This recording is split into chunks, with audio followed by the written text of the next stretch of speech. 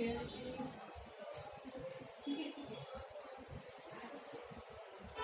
शांति।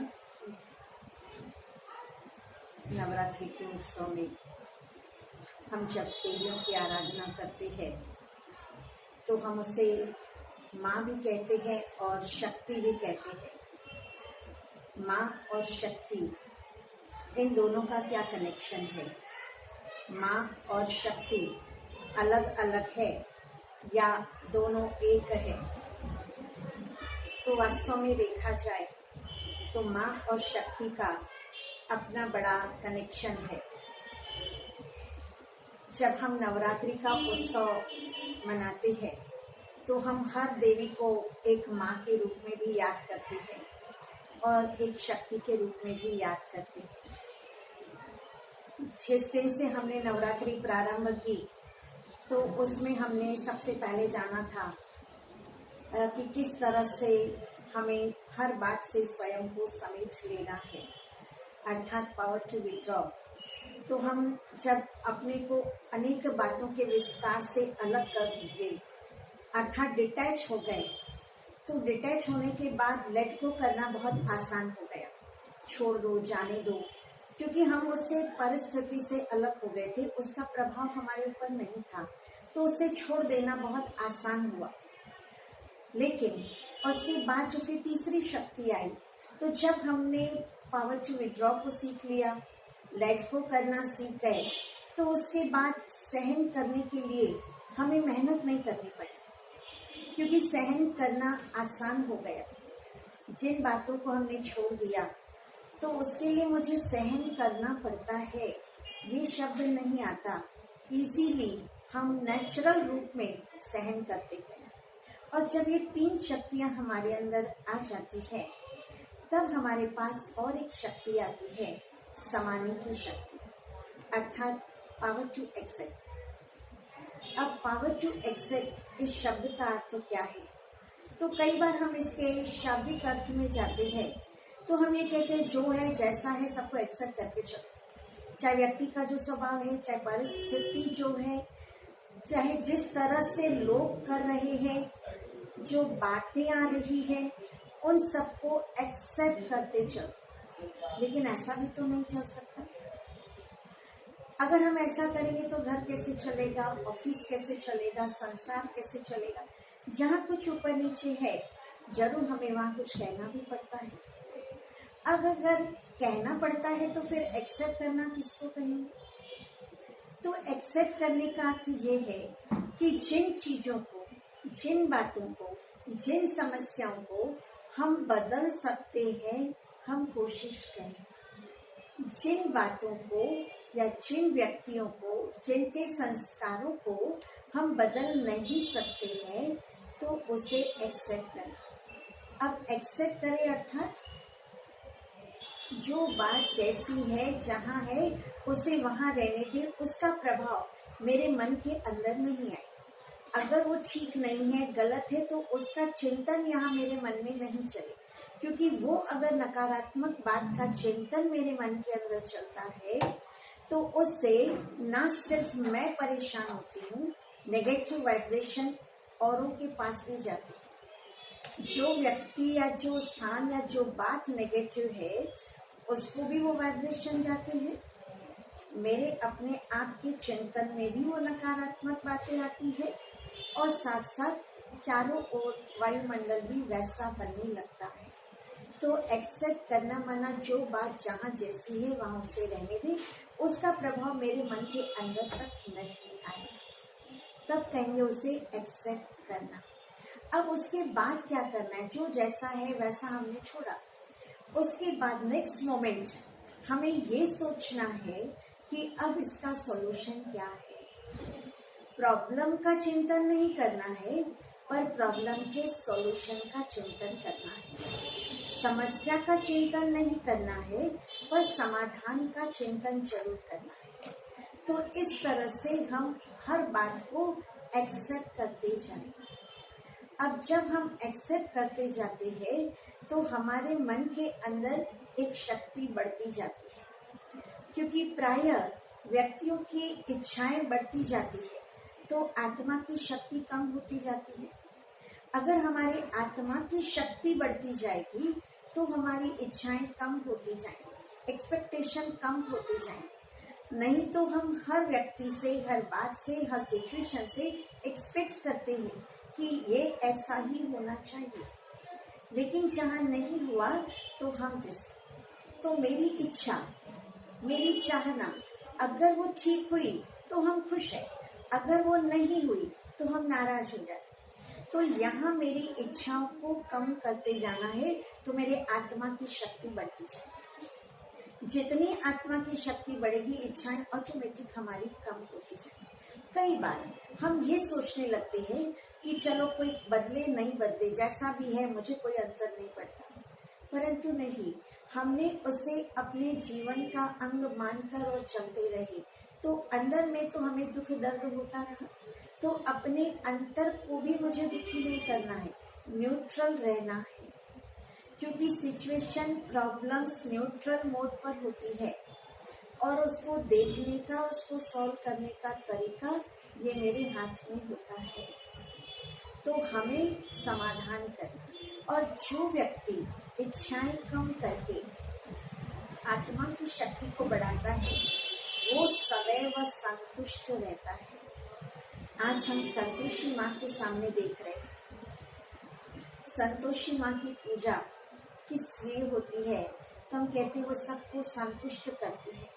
अब जो दूसरों को संतुष्ट करती है, स्वाभाविक है वो पहले स्वयं से संतुष्ट है, फिर अन्य लोगों से संतुष्ट है, तब वो औरों को संतुष्ट कर सकती है।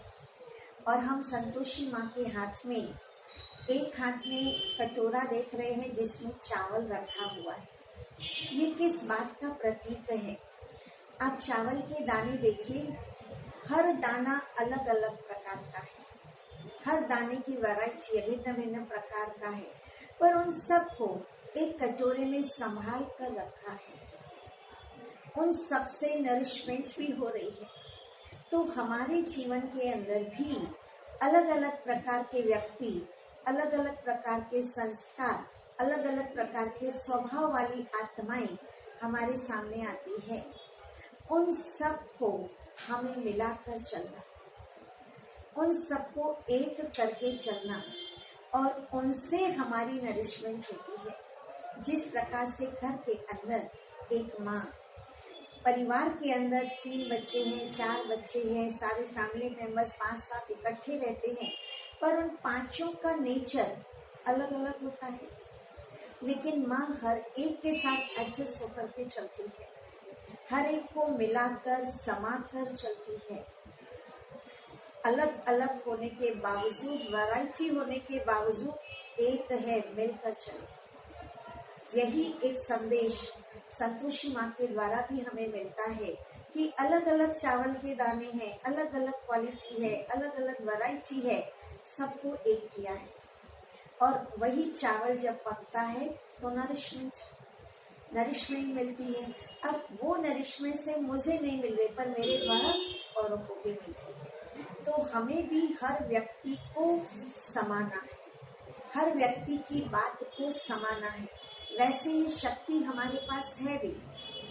हम उदाहरण के तौर पर देखें कि अगर हमारे परिवार के किसी व्यक्ति के पास अगर कोई ऐसी आदत है जो अच्छी नहीं है, और जब लोग उस बात के लिए चर्चा करते हैं तो हम तुरंत कहते हैं नहीं वो ऐसा नहीं है, उनमें ये अच्छाई भी है, उनमें ये बात है।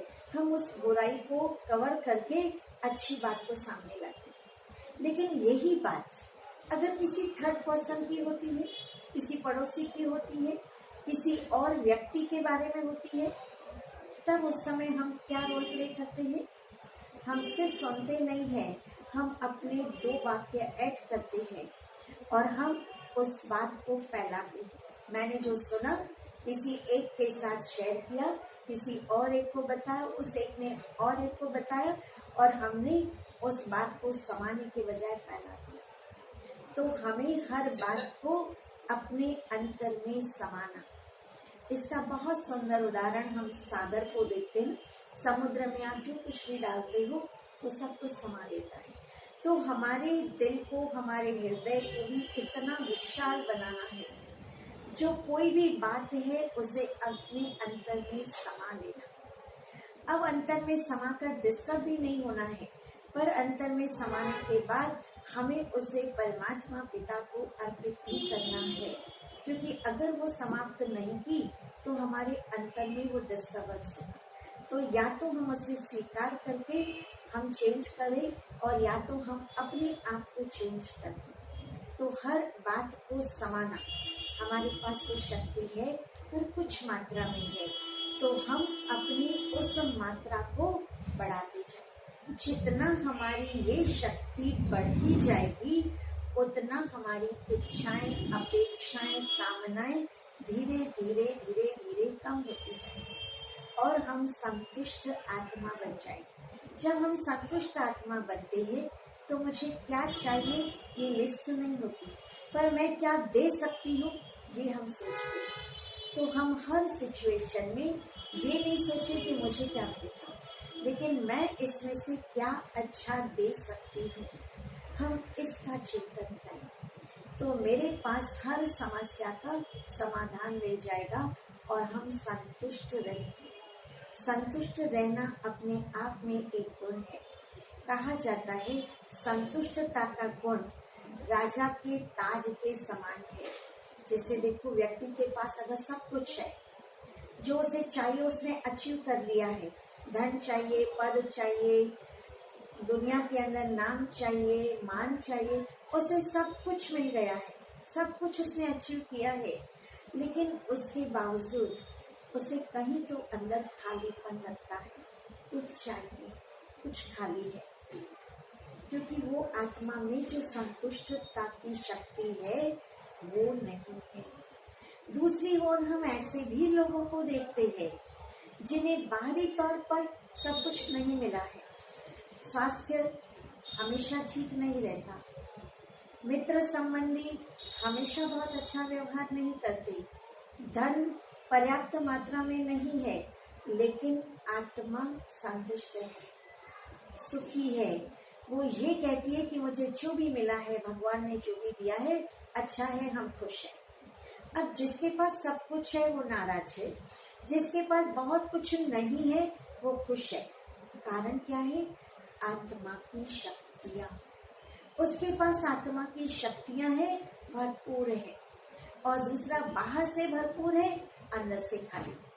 तो मुझे अपने आप को देखना है कि मैं बाहर से भरपूर हूँ या मैं अंदर से भरपूर हूँ। अगर मैं अंदर से भरपूर हूँ, हर समस्या का समाधान करना बहुत आसान है, लेकिन अगर मैं बाहर से भरपूर हूँ तो छोटी सी बात भी मेरे लिए बहुत बड़ी हो जाती है। तो इसके लिए हम अपने अंतर की शक्तियों को बढ़ाते जाएं, संतुष्ट बने। संतुष्ट मणि कहलाता है। संतुष्टता एक ताज के समान है। सारे गुण हैं, अगर ताज नहीं है, राजा को सारी ड्रेस पहना दो पर राजा को ताज नहीं हो, वो राजा शोभा नहीं देता। जिस राजा के पास गहने कम होंगे पर ताज होगा तो वो राजा कहलाने में आएगा। इसी प्रकार हमारे अंदर और सारे गुण हो और संतुष्टता नहीं हो तो वो सारे गुणों की वैल्यू कम हो जाती है। तो हम अपने जीवन के अंदर इस संतुष्टता की शक्ति को बढ़ाते जाएं। प्रतिदिन हम संतुष्ट रहें, हर बात से, हर व्यक्ति से, हर चीज से, हर स्थान से हम भरपूर रहे। हम स्वयं को देखें कि मुझे कैसे स्वयं को भरपूर रहना है, संतुष्ट रहना है।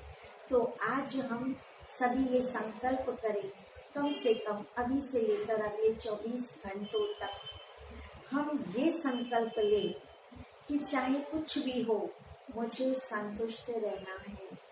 क्यों? क्योंकि मुझे भगवान ने सब कुछ दिया है। मैं संतुष्ट मणि हूँ, मैं संतुष्ट आत्मा हूँ, मैं खुश रहने वाली आत्मा हूँ, मैं शांत आत्मा हूँ।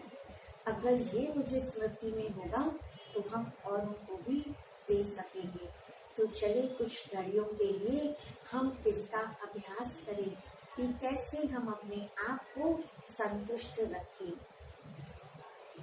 अपने मन और बुद्धि को चारों तरफ से अलग करते हुए अपना ध्यान अपने मस्तक में भ्रिकुटी के बीच में केंद्रित करें।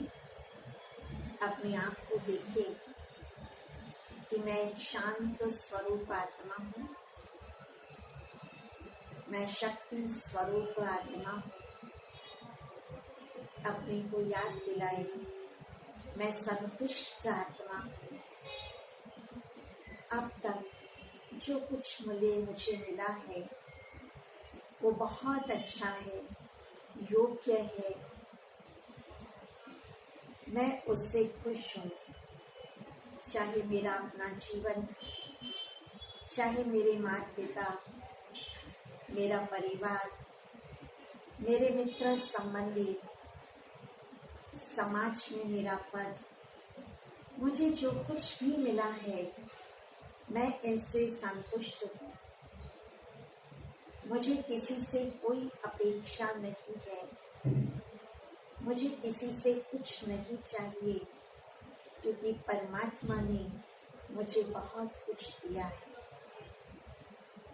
मैं संतुष्टता की देवी हूँ। जो भी मेरे संपर्क में आएगा मेरे द्वारा कुछ न कुछ प्राप्त करके जाएगा, उसे भी जीवन में संतुष्टता मिलेगी। संतुष्टता परम सुखकारी है। संतुष्टता से बढ़कर कोई खजाना नहीं।